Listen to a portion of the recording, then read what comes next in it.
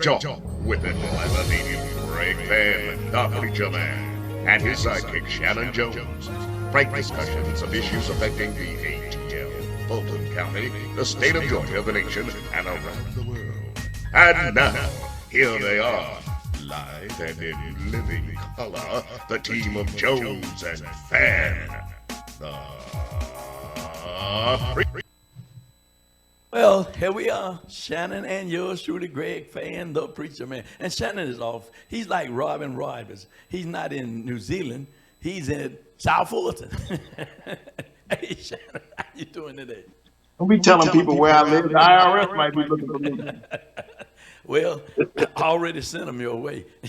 It's kind of late for that, my brother. How you doing today, man? Oh, man, I'm fantastic other than the fact that I forgot to come in the studio today.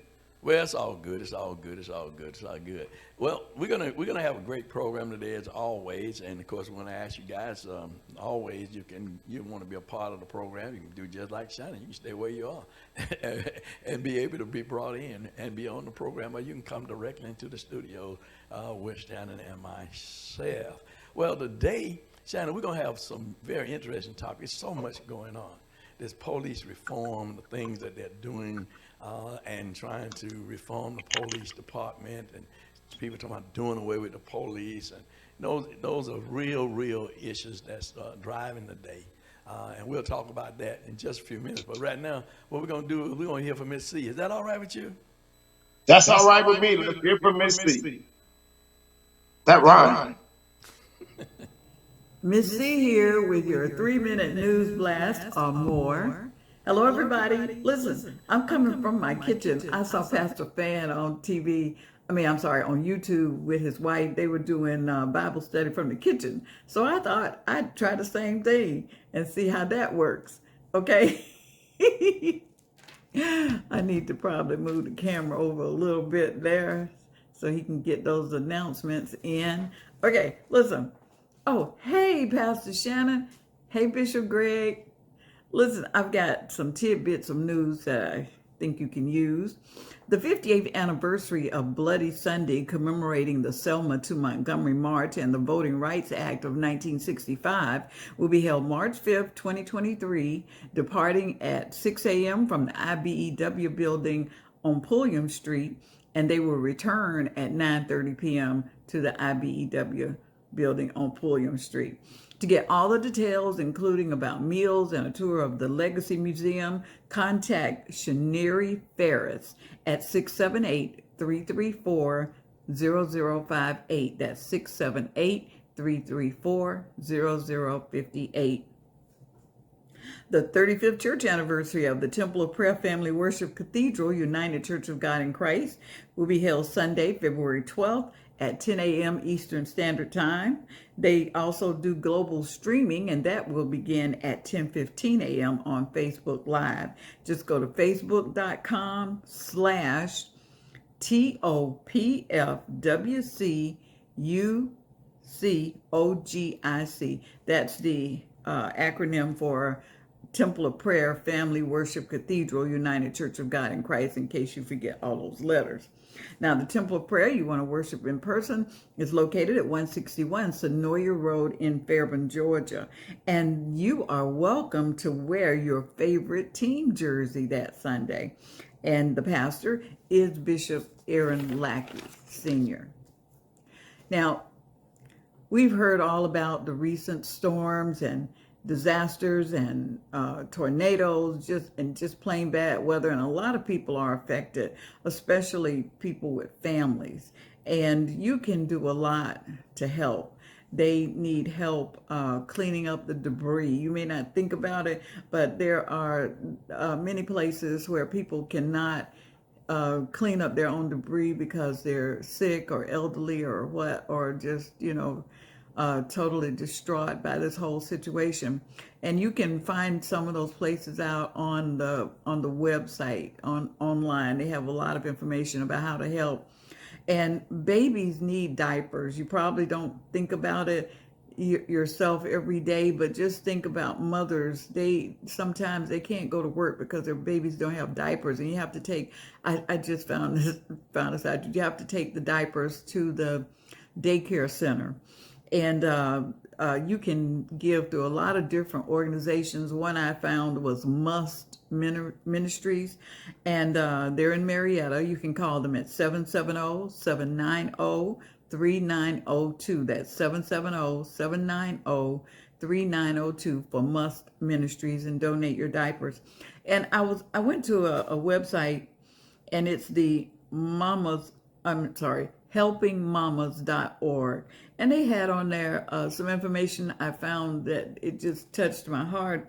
40% of low-income families have to choose between diapers and food for their children, and that just, and other facts on there that just touched my heart. It disturbed me. I just, gosh, we just don't know how people are suffering, but we can all help.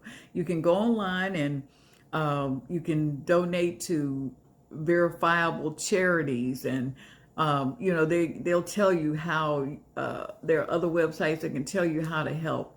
So let's do what we can to help other people. It's really important. Now listen, I want you to do 4 things for me. I want you to like us, subscribe to us, leave comments, and share us. Do those 4 things. We'll be so happy that you did. And also, if you'd like for us to announce anything of yours that you're having, send us an email to straighttalknews1362@gmail.com. That's straighttalknews1362@gmail.com. And we're going to see you right back here next time. And in the meantime and between time, may the Lord God bless you real good. Bye. Yes, yes, yes, yes. May the Lord God bless you. Bless you real good, Shanan. Bless you. Bless you. And like us, subscribe, share, and comment, and all that stuff. And all of that. Listen, Miss C is something else. Now, she saw Bible study. We do Bible study, my wife and I, in the kitchen. We used to have Bible study around the kitchen table when we were coming up. You had to say a Bible verse. You had to say a Bible verse, a grace before you eat, a Bible verse. Everybody around the table had to say a Bible verse. You couldn't keep saying Jesus wept. You had to have another. Don't I know it? My brother Tony, by the time we get our food, it be cold. That Negro didn't know none of about it. But those kinds of things that we used to do that kept us to be morally straight. And have values, moral values, not wanting to take a life, because we know that our parents taught us that if you can't give a life, God said if you can't give it, you can't take it, because God gives and then God takes away, right? So these were values that we were raised up on. Thou shalt not steal, thou shalt not kill. Those were values that were instilled in us as kids, and now we have them as adults. But those values are not being passed on. Respect those in authority, respect our teachers, respect our preachers, respect the elders of the community. Those things were being taught and instilled in us as young people. But today, what we see is a whole different dynamic. And Shannon, we're going to talk about that, because we want to talk about this thing about doing away with law enforcement officers. I know people are all in an outrage because of what happened in Memphis, and it was a tragedy. It shouldn't have happened. But if those officers had been raised or instilled, because all of them was about the same age as the young man who they killed, or they'd been instilled that thou shalt not kill, that you can't give a life, don't take a life, especially when it's not deserving, when it's not needed. But, things happen, and people have to suffer the consequences for their actions. So, but to do away with the police, I'm certainly not for that, Shannon. I'm not for that. I want to hear your opinion. I'm with you. Yeah. I'm with you. I think that we've always had, we've always had law enforcement to serve and to protect. But the car doesn't say to kick you and break your neck. So I had an interesting conversation with the Fulton County this week after he after he decided to remove the name of Scorpion Unit. I called him and I commended him. But then we had some dialogue. Well, it's not titles and names that killed Tyree Brooks, that killed Mike Brown. It's an overreach of power and authority. It's ignoring good training or executing bad training that would have caused that. So we talk about reform. We're not talking about getting rid of, but how can we work to strengthen that unit? He let it be known that that he's always looking at training and making sure that all of his operate at an elite level and that they respect the training and they always retooling and whatnot. And he said that if people if his deputies adhere to their training, that they have no better friend than the sheriff. He said, but if they if they abuse their power and dishonor the badge that they wear, the code they have, and the ideology of office,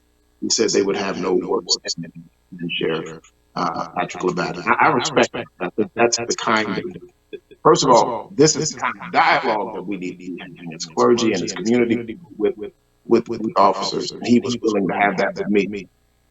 And I think that to be able to take that response, we're going to have accountability, is absolutely important. That I want to say, I don't know if they still do it, but years ago, before you could become a law enforcement officer, you had to go through a psych eval to make sure that you had the temperament or the ability to do the job from a psychological test. And many people who took those tests did not get to be law enforcement officers because they found them to be unfit to be able to carry a gun and a badge, right? So I don't know if they're still doing that. I don't know if they're still doing the lie detector test. I don't know what they're still doing because I don't know how they recruit now. I know that when we look at the applications, they're trying to get officers. Every department is trying to find officers. Every department, the sheriff department, the police department in every city, every county, because they're short on people.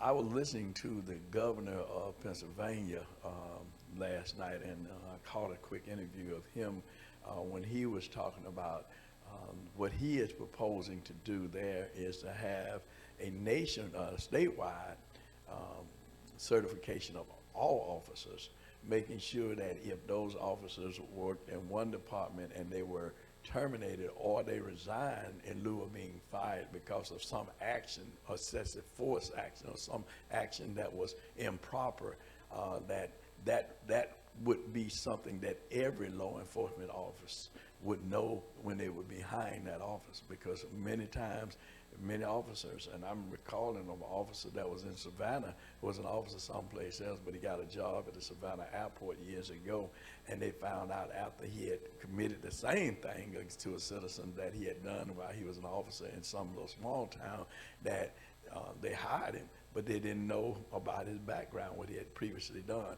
So these kinds of things, I think that will help with reform when you have a national, not just statewide, but a national-wide database that when people apply for office jobs in law enforcement and they've been previously in another department, then that person have their record not just from the department, but from the individual who certified them, like the state certification that they have to have, right? To be peace officer, right? So then they would have that information that other agencies, wherever in the United States, would know that this is a good officer, he did a great job, or he had some problems. Because when we look at some of the things that we see some of these officers have done, not just one time, not just two times, but several times, but have been reprimanded, and they're still on the force. And then if they're allowed to leave and resign under their, themselves, then they go to another department and carry that same attitude in that other department. So I think that's a good thing, Shanan, in terms of reform. I think that's a good thing. When we talk about reform, because we need police. Let's not play with that. Now, we need police. We need public safety. We need that. We do, especially in this climate today. We need public safety. But I agree with you that we need reform, but we need to have the right kind of reform. I think that when we talk about, in the middle of the George Floyd movement, there was a defund movement that kind of grew, and that defund movement kind of grew from a kind of Marxist, communist, anti-government sentiment that married itself to black pain and aggravation about instances of unfair policing and what some would call over policing in African American communities primarily, but in brown communities as well. I think that that one of the calls for that, so that was the language they were using. In defund, they meant a reallocation of monies. What I would call for is not necessarily a reallocation of money, but more funding,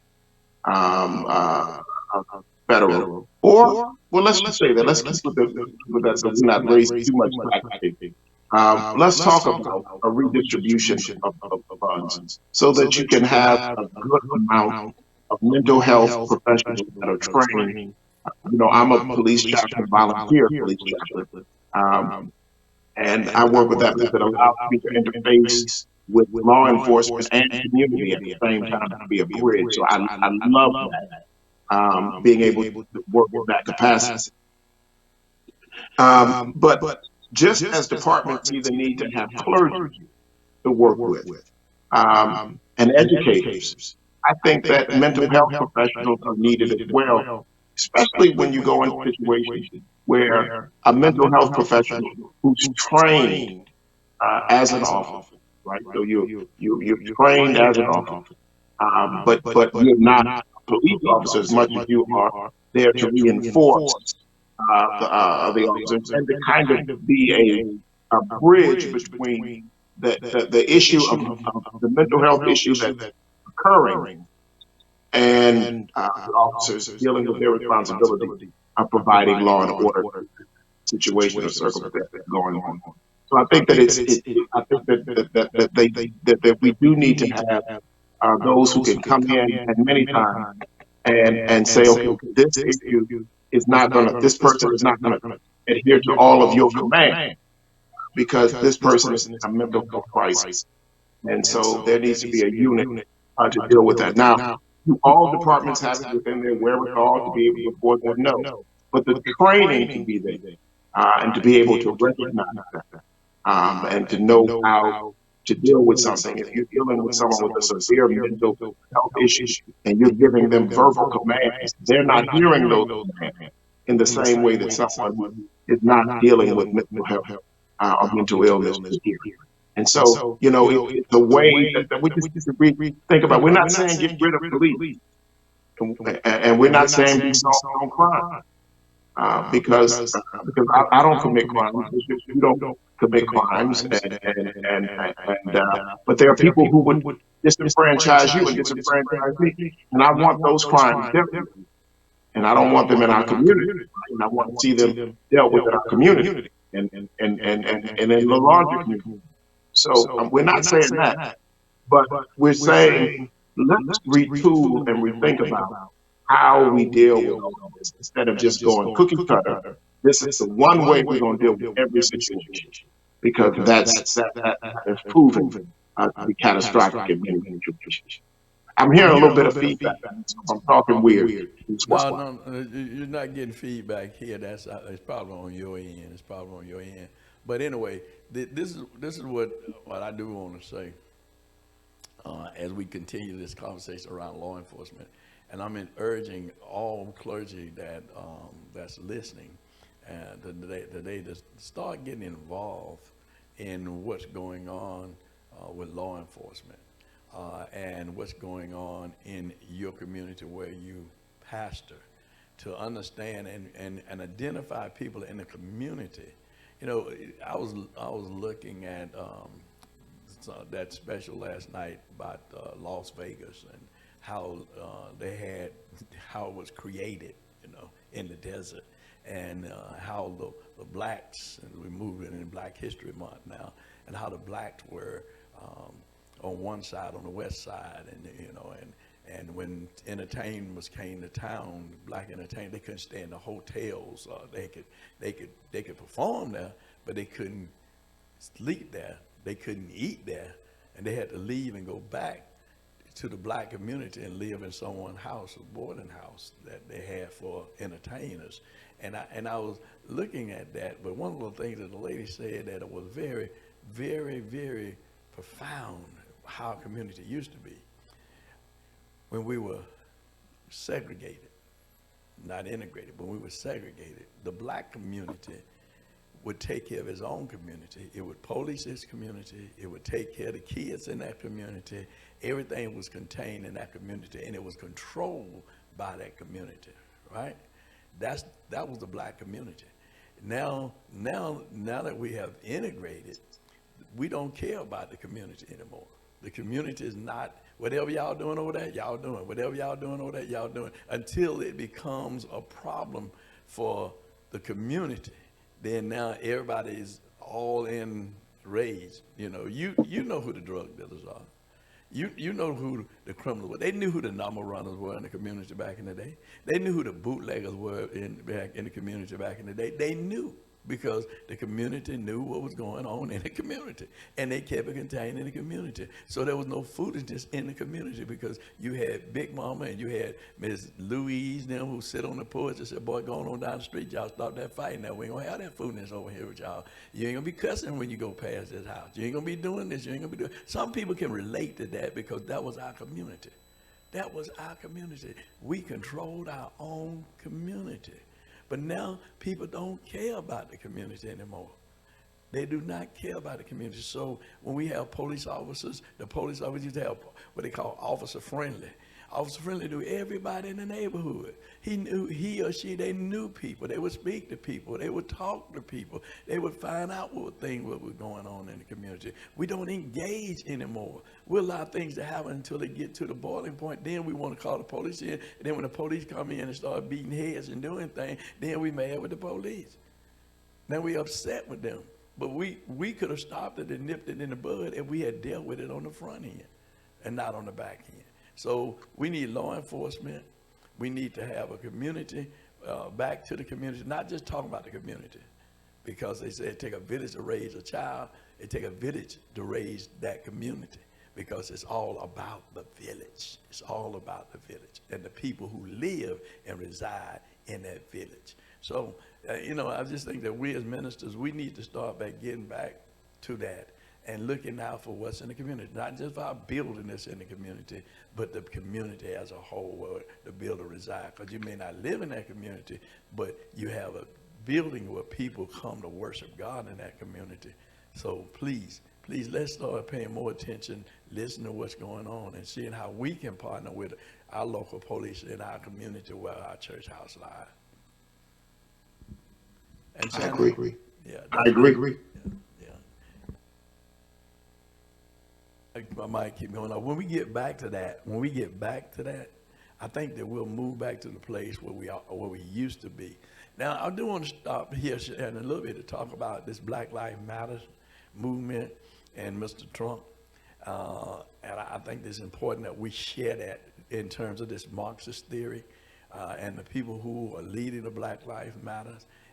And what is that Marxist theory, and how young people are buying into that and don't believe in God and don't go to church anymore because they're following and don't know they're following the theory of communism. So I'm going to let you talk about that, elaborate on that a little bit. Well, let me preface this, because I don't want someone to misunderstand what you're saying. When we chant Black Lives Matter, absolutely it's true. Black lives do matter, and have always mattered, always struggled in this country. And if you study the timeline of our history in America from really post 1619 to now, I don't know if you can still hear me. I don't hear the feedback anymore. Can you hear me, Bishop? I can hear you. Okay, good. Okay. From 1619 to 2023, our story has been always screaming that our lives matter. Aren't we a human? Aren't we an American as well? Blacks fought in the Revolutionary War, and we fought in every war that this country has ever had. So we have always maintained the actual, uh, not only the notion, but the mantra that our lives matter, that Black lives matter. But when you study the founding of the Black Lives Matter movement, you'll see that we're talking about, you know, the shift in African American culture, which really predates Black Lives Matter.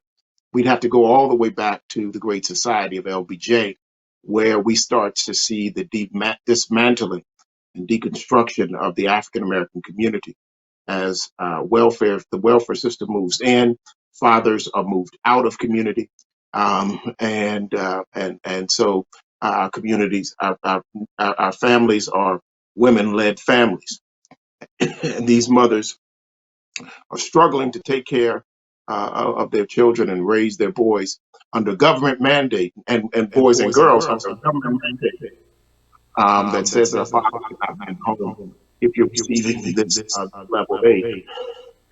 So to further break that down, you'll have maybe a young lady in the house who says, "Mom, I'm sick of you know dealing with you, this, that, and the other. I'm ready to go out and be on my own."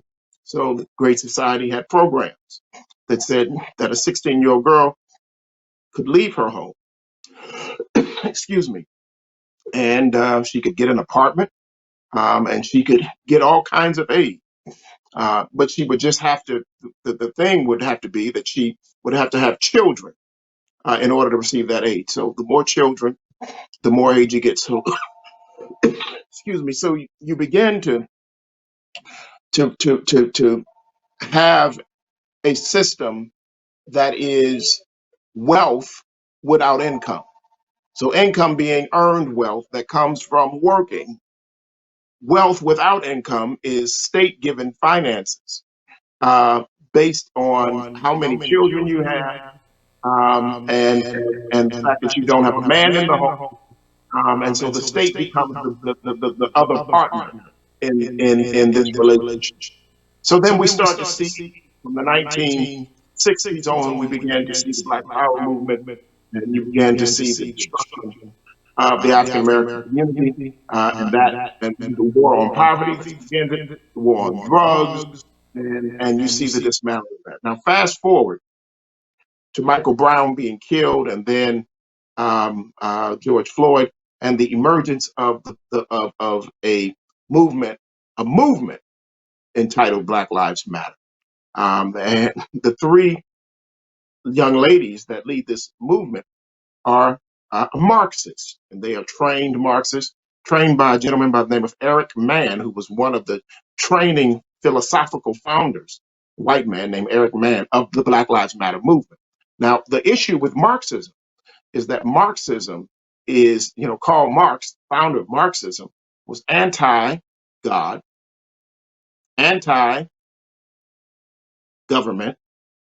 and anti-personal property. So when we began to move into a Marxist movement, Marxist in its ideology, whereas Dr. King had a movement that was based on a movement of faith and God-given rights and the imago Dei, the image and likeness of God. That how could you do this to someone who's created in God's image, as you, as oppressor, are also created in the image and likeness of God? So you began to move in an ideology that is not rooted in a faith tradition, but it's rooted in a Marxist tradition, which begins to deconstruct the notion of government, the notion of one's personal property, and the notion of God. And that becomes very dangerous. And this is a larger conversation than just being able to say things here. But then that becomes the ideology. And so then we began raging against the machine. And so at the end of the day, what do you want? Do you want police? No, we don't want police. I saw a sign the other day that said abolish police. Like, we don't want police. We want in Georgia, we've got in Atlanta, we've got this Justice Training Center that they call Cop City. We don't want that. We don't want law and order. And we want really a socialist view where everybody will receive the same thing. It's interesting, though, who doles that out? Who gives that? If we're anti-government, then we're anti-state. So then who does that? So it becomes something that we really need to look at ideologically. Is where we're moving. Are we moving away from the traditions, the African American tradition of faith and family and community, and moving into something else, and being usurped into something else that is not germane to who we have been and what our soldiers have been doing? Well, thank you for sharing that. Thank you so much for sharing that. But that's a long conversation. And at some point, Shanan, we probably have a panel of people to kind of just talk about that, because as we have Mr. Trump, who is trying to run for president again, after all the things that he's done, alleged to have done, and some of we know that he did do, because he's trying to move us to that Marxist theory in terms of communism, where we have a dictator who would dictate, to your point is, who would dictate all those things as to how our life would be and who would do what and how it would be done. And it would be done by, said and done by a dictator. So we're going to be talking more about that. Well, Trump would fight you on that, because he's an unabashed capitalist. And so so there might be some Marxism in his capitalism. As strange as that would be. But Karl Marx fought against capitalism. But let me just say something. He's a capitalist, but if he's in control of the capital, why would he be opposed to that? But that's my opinion on that. I think he would be totally for that, because he's going to be the one controlling the capital, and who gets the capital. If he is in control, he's in control of everything. So, but anyway, we thank you so much for sharing today. It's Black History Month, and we got some Black History facts coming up next week. We're going to have Councilwoman Keisha Waite. She's going to come in and talk about her proposal or plan for curfew for young people to be in the homes at a certain time. And we'll be talking to her about that. And we thank you so much for being a part of Straight Talk. Don't forget, you can go out to Straight Talk at Straight Talk News 1362@gmail.com. Send your news and information. And join us as we go to Selma, Alabama on March the 5th. First Sunday in March. For more information, the number will be up for Ms. Ferris. You can call her again and find out more about the trip on March the 5th, Bloody Sunday, Black Folks Liberation Day. When one thing we did right then, Shanan, we refused not to fight. We crossed that bridge, we got beaten, we went to jail, and many lost their lives to give us the right to vote. And on that note, we thank you. We thank you. We thank our producer, Shanan. What's her name? Oh, Connie, Miss Connie. We thank Miss Connie for our producer. Better get that right.